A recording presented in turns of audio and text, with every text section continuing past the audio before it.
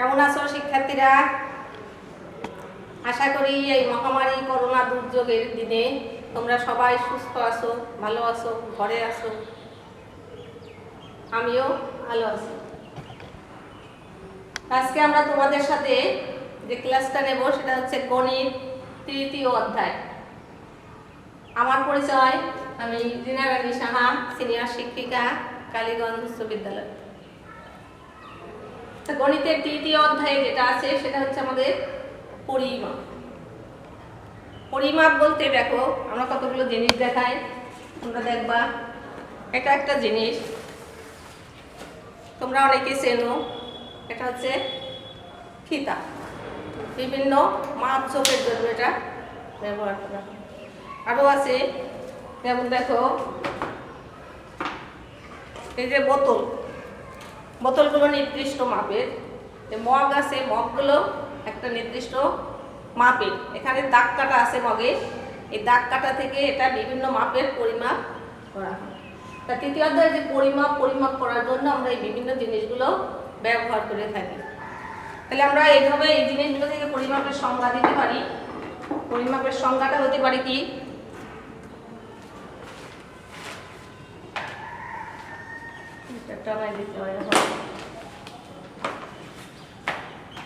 এই অধ্যায় পরিমাপ করে আমরা যেগুলো শিখবো সেটা হচ্ছে দৈর্ঘ্য পরিমাপের আন্তঃসম্পর্ক ব্যাখ্যা করতে পারবা তোমরা, ওজন ও তরল পদার্থের আয়তন নির্ণয় করতে পারবা, স্কেল ব্যবহার করে কোনো বস্তুর দৈর্ঘ্য প্রস্থ নির্ণয় করতে পারবা।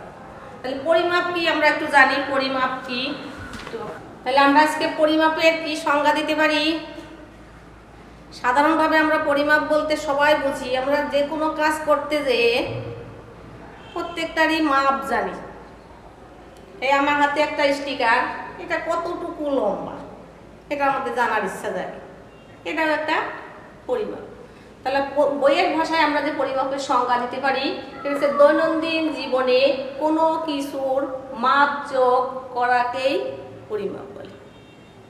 তাহলে দৈনন্দিন জীবনে মানে আমাদের বাস্তব জীবনে আমাদের কাজ করার সময় আমাদের চলাফেরার কাজে যে সমস্ত কিছু আমরা লক্ষ্য করি প্রত্যেকটারই একটা মাপজোক আছে, এগুলোকেই আমরা পরিমাপ করি গণিতের ভাষায়। তো বাস্তব জগতে আমরা যে ভিন্ন ভিন্ন জিনিস দেখি সব জিনিস তো একরকম না, এই জিনিসগুলো ভিন্ন রকম হয়ে থাকে। তো ভিন্ন ভিন্ন জিনিসের পরিমাপও ভিন্ন ভিন্ন। যেমন এখানে আমরা কয়েকটা বিষয় আলোচনা করব। একটা হচ্ছে দৈর্ঘ্যের পরিমাপ বা দূরত্বের পরিমাপ।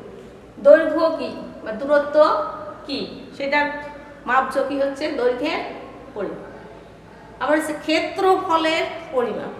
ক্ষেত্র কি, ক্ষেত্রফল কি, এর পরিমাপ কিভাবে করা যায় সেটাও আমরা শিখব। ওজনের পরিমাপ।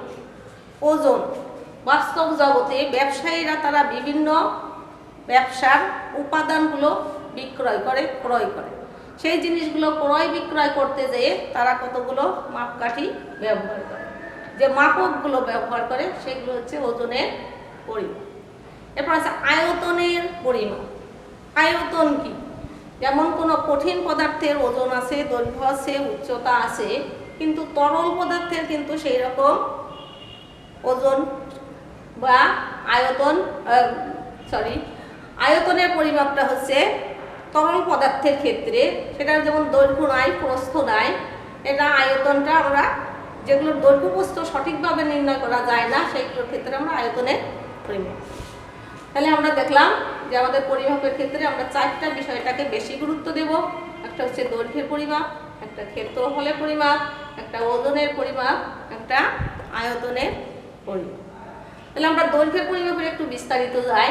দৈর্ঘ্যের পরিমাপটা আমরা কি করব, আমি তোমাদেরকে প্রথমে একটা ফিতা দেখাইছিলাম, মিটার ফিতা। এই যে একটা ফিতা, এটাতে অনেক দূর পর্যন্ত মাপা যায়। এর মধ্যে আছে 100 ফিট আর 30 মিটার পর্যন্ত। এই ফিতাটা ব্যবহার করে আমরা 30 মিটার পর্যন্ত মাপতে পারি। এইরকম এর চেয়েও বড় ফিতা আছে। ধরবা তোমরা যেমন স্কুলে যাবা, স্কুলে আসা যাওয়ার পথে কতটুকু দূরত্ব অতিক্রম করলে সেটা জানার জন্য আমাদের দৈর্ঘ্যের পরিমাপ জানার দরকার। আমরা যদি বাজারে যাই, বাজার থেকে কিছু কেনার জন্য, যেমন তুমি একটা শার্ট বানাবা, শার্টে কতটুকু কাপড় লাগবে এগুলো জানার জন্য আমাদের দৈর্ঘ্যের পরিমাপ জানার দরকার। তাহলে দৈর্ঘ্যের পরিমাপটা কি আমি আরো একটু বিস্তারিত বলি। দেখো, বাজার থেকে আমরা কাপড় কিনি, বৈদ্যুতিক তার, রশি ইত্যাদি কিনে আনি। একটি নির্দিষ্ট মাপের সাথে তুলনা করে এগুলো ক্রয় বিক্রয় করা হয়। আবার বাড়ি থেকে স্কুল, বাজার, স্টেশন কত দূর তাও আমাদের জানার প্রয়োজন হয়। এগুলো জানার জন্য একটি নির্দিষ্ট মাপের দৈর্ঘ্যকে একক হিসাবে ধরা হয়। এই দৈর্ঘ্যকে মাপার জন্য দৈর্ঘ্য পরিমাপের একক হিসাবে আমাদের কিছু নির্দিষ্ট করে নেওয়া দরকার। এই দৈর্ঘ্য পরিমাপের নির্দিষ্ট পদ্ধতি হিসাবে একক হিসাবে ধরা হয়। এর জন্য দুইটা পদ্ধতি আছে দৈর্ঘ্য পরিমাপের, একটা হচ্ছে ব্রিটিশ পদ্ধতি আর একটা মেট্রিক পদ্ধতি। তো ব্রিটিশ পদ্ধতিতে দৈর্ঘ্য পরিমাপের যে এককগুলো চালু আছে সেগুলো হচ্ছে গজ, ফুট, ইঞ্চি। আর মেট্রিক পদ্ধতিতে পরিমাপের একক হিসাবে চালু আছে মিটার, সেন্টিমিটার, কিলোমিটার, এগুলো চালু আছে। কিন্তু এই মিটারটাকেই হচ্ছে একক হিসাবে ধরা হয়। এখনো পরিমাপের দৈর্ঘ্য পরিমাপের একক হিসাবে মিটার ধরা হয়। তাহলে আমরা একটু চিন্তা করি যে মিটারটা কোথা থেকে আসলো, কিভাবে মিটারের উৎপত্তি। পৃথিবীর উত্তর মেরু থেকে ফ্রান্সের রাজধানী প্যারিসের দ্রাঘিমা বরাবর বিষুবরেখা পর্যন্ত দৈর্ঘ্যের কোটি ভাগের এক ভাগকে মিটার হিসাবে গণ্য করা হয়।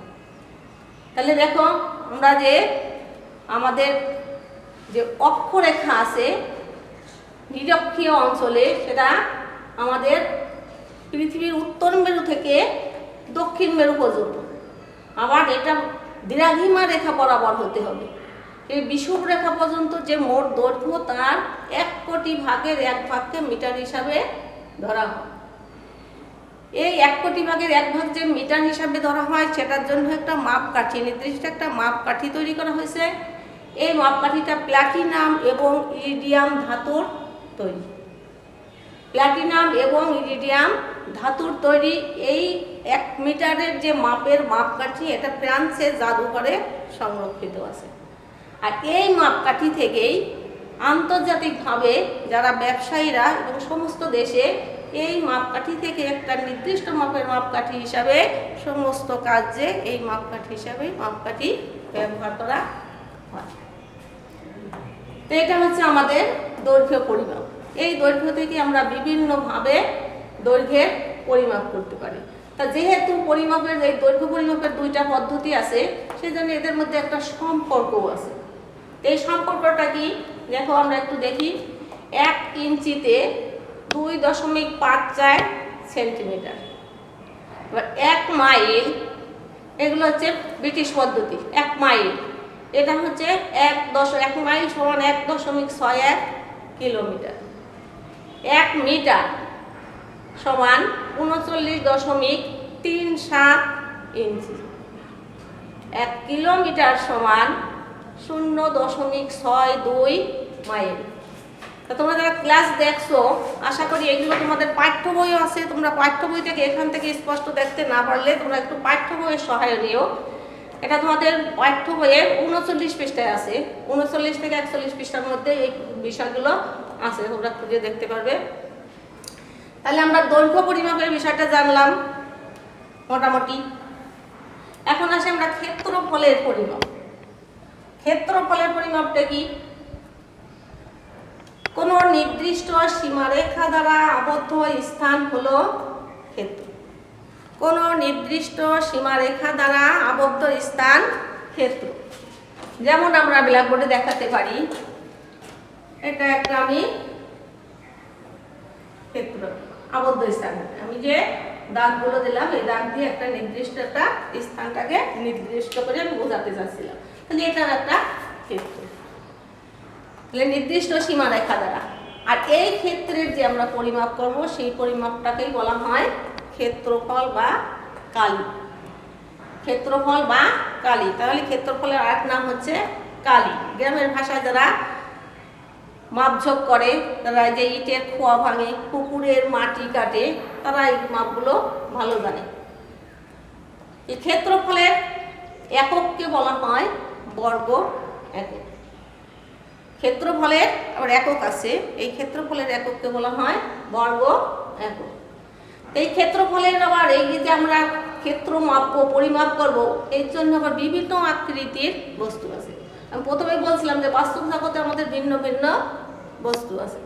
তাহলে যখন আমরা পরিমাপ করব, ক্ষেত্রফলের পরিমাপ, সেখানেও কতগুলো ভিন্ন ভিন্ন আকৃতির জিনিস থাকতে পারে। যেমন আয়ত আকৃতি থাকতে পারে, ত্রিভুজ আকৃতি থাকতে পারে, সামান্তরিকের আকৃতি থাকতে পারে, বর্গাকৃতি থাকতে পারে, বৃত্তাকার থাকতে পারে, অনেক পদের থাকতে পারে। কিন্তু যেহেতু তোমরা সপ্তম শ্রেণীতে পড়ো, তাহলে তোমাদের এইটুকু জানলেই হবে। এই বিষয়গুলোই তোমরা ভালো করে অনুশীলন করবে। তাহলে আয়তক্ষেত্রের ক্ষেত্রফল নির্ণয়ের জন্য সহজ পদ্ধতিতে আমরা কতগুলো সূত্র প্রয়োগ করতে পারি। যেমন আয়তক্ষেত্রের আয়তাকার ক্ষেত্রের ক্ষেত্রফল হবে তার দৈর্ঘ্য এবং প্রস্থের গুণফল। দৈর্ঘ্য জানা থাকলে, প্রস্থ জানা থাকলে তার গুণফলই হবে আয়তক্ষেত্রের ক্ষেত্রফল। একইভাবে ত্রিভুজ আকৃতি ক্ষেত্রের ক্ষেত্রফল হবে, ত্রিভুজের যদি ভূমি জানা থাকে, উচ্চতা জানা থাকে, তাহলে ত্রিভুজ আকৃতি ক্ষেত্রের ক্ষেত্রফল হাফ ইন্টু ভূমি ইন্টু উচ্চতা। এইভাবে সামান্তরিকের যদি ক্ষেত্রফল আমরা জানার চেষ্টা করি, কিভাবে বের করব? সামান্তরিক, এই সামান্তরিক আকৃতির কোনো ক্ষেত্রের ক্ষেত্রফল হবে তার ভূমি আর উচ্চতার গুণফল। এগুলো হচ্ছে সূত্র, যাতে সহজে আমরা বের করতে পারি, পরিমাপ করতে পারি। এটার সাথেও কিন্তু আমাদের ওই যে দৈর্ঘ্য পরিমাপ সম্পৃক্ত। এছাড়া আছে বর্গাকৃতি ক্ষেত্রের ক্ষেত্রফল। তোমরা নিশ্চয়ই জানো বর্গাকৃতি মানে বর্গ আকার, যার দৈর্ঘ্য এবং প্রস্থ সমান। তাহলে বর্গাকৃতির ক্ষেত্রের ক্ষেত্রফল হবে তার দৈর্ঘ্য স্কয়ার বা দৈর্ঘ্যের বর্গ। এগুলো হচ্ছে মোটামুটি আমাদের ক্ষেত্রফলের পরিমাপ জানার ক্ষেত্রে পড়বে। এখন আসি আমরা ওজনের পরিমাপ করবো কেমনে। ওজন বাস্তব জগতে ভিন্ন ভিন্ন জিনিস আছে। যেমন আমরা মুদি দোকান থেকে বিভিন্ন জিনিস কিনে থাকি, চাল, ডাল, লবণ, এগুলো দোকানদার বা ব্যবসায়ীরা তারা বিভিন্নভাবে মেপে থাকে বিভিন্ন পরিমাণ দিয়ে। এই প্রত্যেক বস্তুর যেমন ওজন আছে, এগুলোর মাপকাঠিও আছে, মাপ করা বিভিন্নভাবে এগুলো মাপ করা হয়, পরিমাপ করা হয়। তো মেট্রিক পদ্ধতিতে ওজনের একক হচ্ছে কিলোগ্রাম।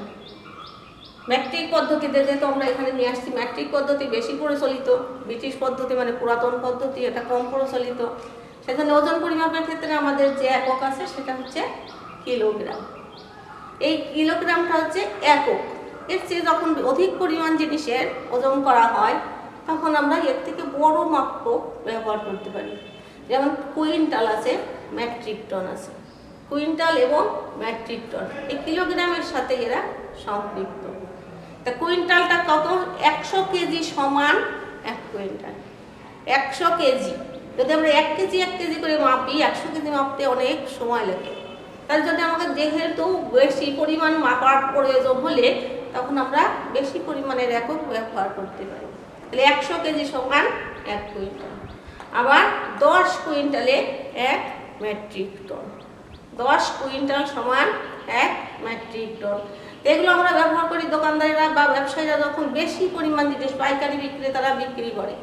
এছাড়া দেখবো তোমরা রড বিক্রি করে, তারা বিল্ডিং তৈরির জন্য, হাউস সোসাইটি তৈরি করার জন্য তারা কি করে? রড ব্যবহার করে। সেই রডগুলো টন টন হিসাবে ব্যবহার করা হয়, কেনাকাটা বা বেচা কেনা হয়। এইগুলো আমাদের ওজনের পরিমাপ। তাহলে আরো একটা পরিমাপ আমরা জানি, সেটা হচ্ছে আয়তনের পরিমাপ। তা আয়তনের পরিমাপটা কি? আয়তন কি? আমি আগেই বলছি, আয়তনটা হচ্ছে কোনো তরল পদার্থের ক্ষেত্রে আমরা আয়তনটা ব্যবহার করি। আমরা যেমন ওজন পরিমাপ করি কোনো কিছু দিয়ে, যে বাটখারা দিয়ে, দোকানদাররা ছোট ছোট ওজন পরিমাপের জন্য ব্যবহার করে বাটখারা। বাটখারা আছে তোমরা দোকানে দেখবে 1 কেজি বা 1 কিলোগ্রাম, তারপর আছে 500 গ্রাম, তারপর 200 গ্রাম, 100 গ্রাম, এরকম ওজনের বাটখারা আছে। বাটখারা দিয়ে মিত্তির মাধ্যমে এই ওজনগুলো পরিমাপ করা হয়। কিন্তু আয়তনটা ওই ওজনের মতো নির্ণয় করা যায় না। তখন কিভাবে বের করা হয়? এখন তোমরা দেখছো মগ আছে, আমি দেখাইছি তোমাদের, মগ আছে বিভিন্ন আকৃতির মগ, বিভিন্ন ঘনবস্তুর আকৃতির আয়তন নির্ণয়ের জন্য নির্দিষ্ট। যেমন এটা আছে, এটাতে লেখা আছে 500 মিলিলিটার, 500 মিলিলিটার। এটাতেও এরকম মাপকাঠি আছে 200 মিলিলিটার। তাহলে এইরকম করে বিভিন্ন ধরনের মাপকাঠি দোকানদাররা তারা ব্যবহার করে। তরল পদার্থ আমরা মাপার ক্ষেত্রে এগুলো ব্যবহার করব। যেমন তেল, তরল পদার্থ, দুধ, এগুলো মাপার জন্য আমাদের এই আয়তনের একক জানাতে হবে। আয়তনটা কি দেখো, কোনো তরল পদার্থ যতটা জায়গা জুড়ে থাকে তা হচ্ছে এর আয়তন। কোনো তরল পদার্থ যতটা জায়গা জুড়ে থাকে তাই হচ্ছে তার আয়তন। একটা ঘনবস্তুর যেমন দৈর্ঘ্য, প্রস্থ, উচ্চতা আছে নির্দিষ্ট। যেমন যদি আমি এই ডাস্টারটা ধরি, ডাস্টারটার একটা নির্দিষ্ট দৈর্ঘ্য আছে, একটা প্রস্থ আছে, আবার একটা উচ্চতাও আছে, এটা নির্দিষ্ট। কিন্তু তরল পদার্থের এইরকম কোনো নির্দিষ্ট আকার বা দৈর্ঘ্য প্রস্থ নেই। এটা যে পাত্রে রাখা যায় সেই পাত্রেরই আকার ধারণ করে। তাই নির্দিষ্ট আয়তনের কোনো ঘনবস্তুর আকৃতির মাপনী দ্বারা তরল পদার্থ মাপা হয়, যেগুলো আমি দেখলাম বোতল, মগ, এরকম। এছাড়াও দোকানিদের কাছে বিভিন্ন মাপের এগুলো আছে, যেমন 1/2 লিটার, তারপর 1/4 litre, 1 litre, 2 litre, 4 litre, 5 litre, এরকম বিভিন্ন আকৃতির মাপক আছে। আয়তনের পরিমাপের মাধ্যমে এইভাবেই আমরা কোনো পুকুরে কতটুকু পানি আছে এই পানির পরিমাণটা আমরা নির্ণয় করতে পারি। একটা চৌবাচ্চায় কতটুকু পানি ধরতে পারে সেই পানির পরিমাণও আমরা এই আয়তনের মাপের মাধ্যমে নির্ণয় করতে পারি। এগুলো আয়তনের পরিমাপ। এই যে আমরা সমস্ত পরিমাপের এককগুলো জানলাম, পরিমাপের পদ্ধতি, এইগুলো আমাদের দেশে বা বাংলাদেশে 1982 সাল থেকে সর্বত্র দৈর্ঘ্য, ওজন, তরল পদার্থের আয়তন মাপার জন্য আন্তর্জাতিক আদর্শ মান বা system of international unit SI গ্রহণ করা হয়েছে। এই পদ্ধতিতে এখন বাংলাদেশের সর্বত্রই এগুলো ব্যবহার করা হচ্ছে এবং পরিমাপ করা হচ্ছে, এটা সর্বত্রভাবে প্রচলিত। এখন আমরা এই আয়তনের হিসাবে একটা অঙ্ক করব, দেখি যে অঙ্ক কিভাবে করা যায়। দেখো আমরা একটা অঙ্ক করলে বিষয় সম্পর্কে আমরা তখন যে আলোচনা করছি সেটা আরো একটু বুঝতে সহজ হবে। একটি আয়তাকার বাগান চিহ্ন তো তোমরা সবাই, একটা বাগানের দৈর্ঘ্য ও প্রস্থ যথাক্রমে 60 মিটার ও 40 মিটার। দৈর্ঘ্য 60 মিটার মানে লম্বা 60 মিটার, প্রস্থ 40 মিটার, বাংলায় বলে চওড়া যতটুকু সেটা হচ্ছে 40 মিটার। এই বাগানটি পরিচর্যা করার জন্য, দেখভাল করার জন্য এর ভিতরে চতুর্দিকে 2 মিটার চওড়া একটি রাস্তা আছে। এই রাস্তার ক্ষেত্রফল নির্ণয় করব। তাহলে কিভাবে আমরা রাস্তার ক্ষেত্রফল নির্ণয় করব? যেহেতু আয়তাকার বাগানের দৈর্ঘ্য এবং প্রস্থ দেওয়া আছে, আমরা আগেই ক্ষেত্রফল নির্ণয়ের ক্ষেত্রে সূত্র পড়ছি আয়তাকার ক্ষেত্রের ক্ষেত্রফল কি, সেই সূত্র দিয়ে আমরা কিছুটা আগাবো। দেখো যেহেতু রাস্তা আছে, রাস্তা সহ বাগানের দৈর্ঘ্য, রাস্তা সহ বাগানের দৈর্ঘ্য 60 মিটার, রাস্তা সহ বাগানের প্রস্থ 40 মিটার। সুতরাং রাস্তা সহ বাগানের ক্ষেত্রফল হবে কত?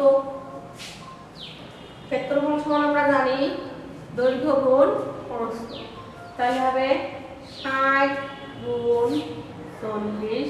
তাহলে ক্ষেত্রফলের একক বর্গ একক, তাহলে বর্গ মিটার। এদের যদি আমরা গুণ করি তাহলে কত হয়? 2400 বর্গ মিটার। এটা হচ্ছে রাস্তা সহ বাগানের ক্ষেত্রফল। এখন রাস্তা যদি থাকে তাহলে রাস্তাটা বাদ দিতে হবে, তাহলে রাস্তা বাদ দিলে বাগানের দৈর্ঘ্য কমে যাবে। কতটুকু কমবে দেখি। রাস্তা বাদে বাগানের দৈর্ঘ্য,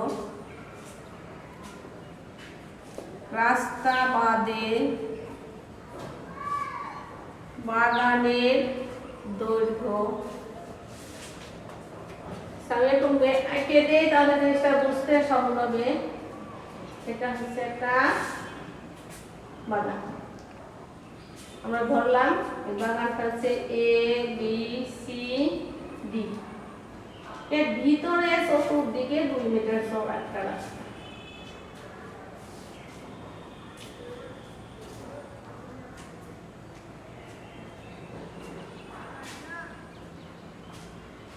এইটুকু হচ্ছে রাস্তা,